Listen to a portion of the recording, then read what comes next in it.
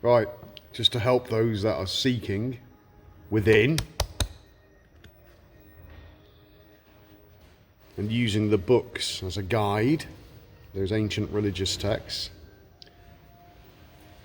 which are about, so the Bible specifically is about human psychology and human physiology. And I was talking with James the other day, the lunatic, and it's not something that can be understood with the intellect. It has to be experienced. And Jesus said, "Why are you fasting when I am with you?"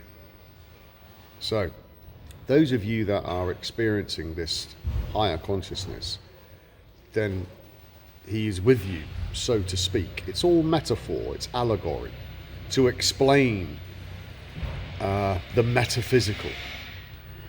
So, but when he leaves you, in other words, you'll be back where you started. You're no longer able to get into higher consciousness.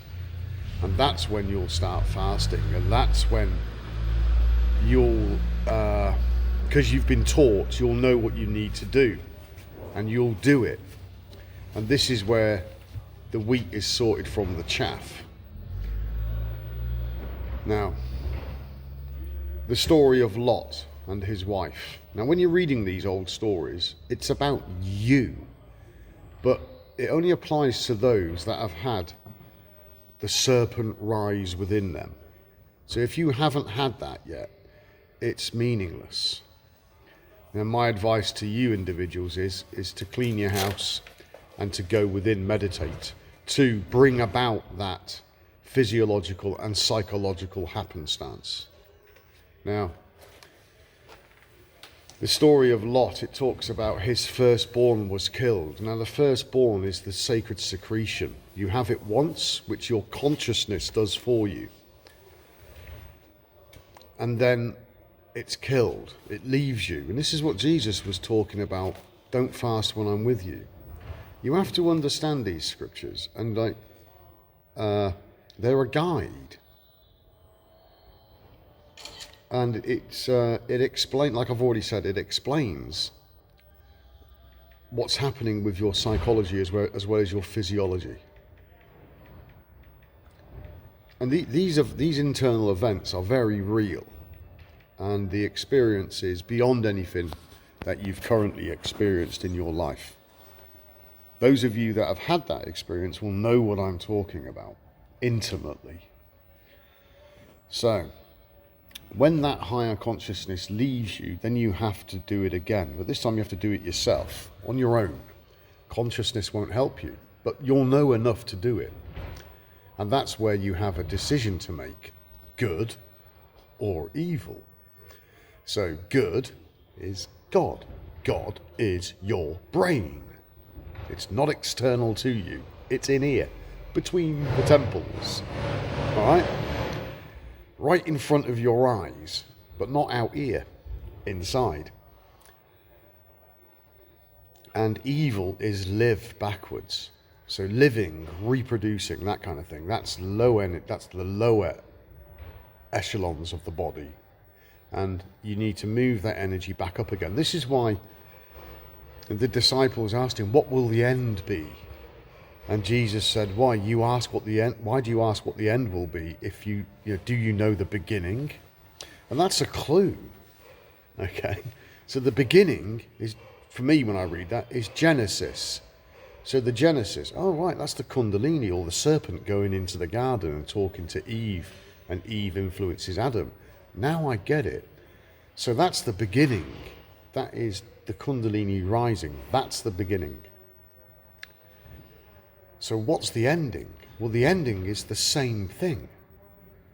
But the elect, those that have been chosen, have had that raised by their consciousness, by their self, their higher self, their older brother. Male or female, doesn't matter. I'm talking about psychological consciousness now. But when it leaves you, then you'll know, but then you'll raise it again yourself, and that's the end. Okay? You'll, like Jesus raised on the cross, and he said, "It is finished." Okay? So you can't rush these things. It's a process. Okay, and there'll be trials and tribulations and tests, but it's not like you failed. It's so you can learn and you go, oh, fuck, now I understand. And it's not about being righteous in the eyes of other people. Fuck that. That's just a vanity. That's what churchgoers do. They only go to church and pray and to be seen by other people. It's fucking horrid. And it's about an inward experience. So the path is inward, raising the energy. The chakras, the 7 chakras, that's the 7 seals in the book of Revelation. So it's not about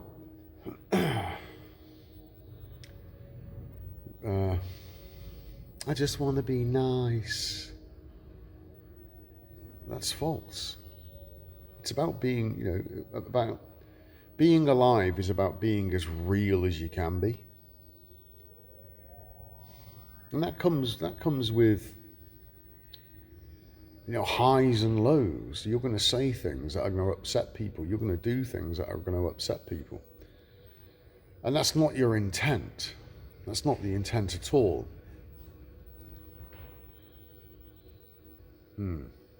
There will be wars and rumors of wars. Earthquakes in diverse places. That's the energy shifting around.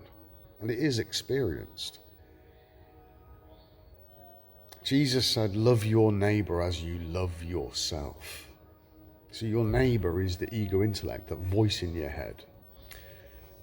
And yourself is your higher consciousness. So that's what it's about. It's not about, treat people nicely, of course. I was having a conversation with Tom about this the other day. Not you, Tom, another Tom. And, how you shout into the woods is how the shout is, is how it comes back. So if you're angry all the time, then people are going to respond to that in a negative way. So treat people as you like to be treated. Now that has there's a caveat to that, because I don't like being told what to do. I get really arsey. I had a lot of that in the military for a very long time. And I'll only do something if I want to. And if somebody's trying to force me to do something, I will destroy any illusions of authority that they think they have. I don't care what it costs me.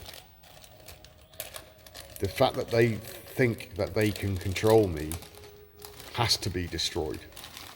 So if it means I lose my job or anything like that, I am not bothered.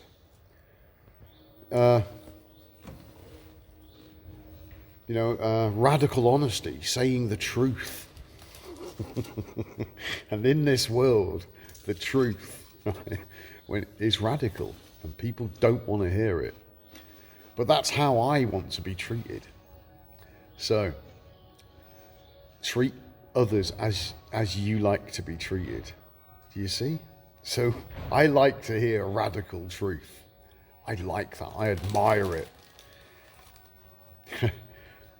But when you tell somebody the truth, they can't handle it. And that's going to causes issues. So, sometimes it's best just to keep your pie hole shut, just to say nothing and chuckle to yourself. Well, those are my experiences.